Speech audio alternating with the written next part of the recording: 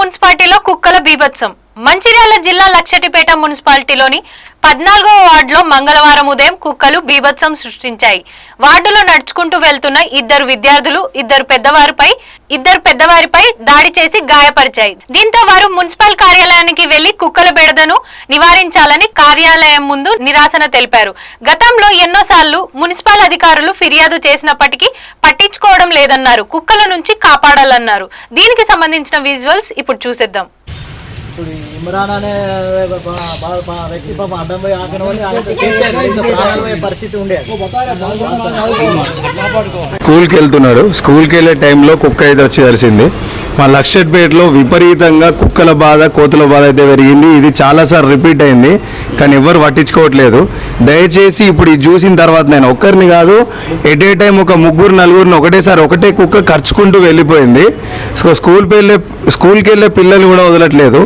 So అధికారులందరూ కొంచెం ఫాస్ట్గా రెస్పాండ్ అయ్యి కుక్కలన్నిటి కూడా తీసుకుపోయి ఇక్కడ వదిలేసి వస్తే చాలామంది బెటర్గా ఫీల్ అవుతారు. నైట్ టైము 8-9కు రోడ్లన్నీ ఖాళీ అయిపోయిన తర్వాత ఒకటే దగ్గర గుంపులు ఉంటున్నాయి. ఇప్పుడు నేను హాస్పిటల్ తీసుకొచ్చే ముందు కూడా ఇక్కడ మున్సిపాలిటీ ఆఫీస్ ముందు ఒక 10 కుక్కలు దాకా ఉన్నాయి. మరి ముంగట్నే ఉన్న సార్ల వాళ్ళకి కనిపిస్తలేదా నాకైతే అర్థమవుతలేదు. సో వెంటనే రియాక్ట్ అయ్యి ఇవన్నీ క్లియర్ చేయవలసిందిగా కోరుతున్నాము. ప్లీజ్ పిల్లల్ని స్కూల్కి తీసుకొచ్చే టైంలో అయింది. ఇది పిల్లల్ని బడికి పంపించాలన్నా, బయటికి ఏదైనా ఆడుకోవడానికి పంపించాలన్నా కూడా భయపడాల్సిన పరిస్థితి అలా లక్షట్పేటలో. సో అధికారులందరూ రియాక్ట్ అయ్యి కొంచెం ఫాస్ట్గా ఈ ప్రాబ్లమ్ని క్లియర్ చేయవలసిందే కోరుతున్నాం. ఇప్పుడు వాళ్ళను కరిచిన తర్వాత వాళ్ళు కింద పడిపోయిండ్రు. మేమేమనలేదు, ఓకే వెళ్ళిపోతుందేమో పక్కకని నేను సైలెంట్గానే ఉన్నా. వెనక నుంచి వచ్చి మా పెద్ద పాపను కరిచిన తర్వాత నా దగ్గర టిఫిన్ బాక్స్లు ఉండే, దాంతో కొట్టిన తర్వాత అది వదిలిపెట్టి పోయింది. అక్కడ ఉన్న అన్న వాళ్ళు వచ్చి ఆ కుక్కను కొట్టిండ్రు. ఆ కుక్క చనిపోయింది అక్కడే.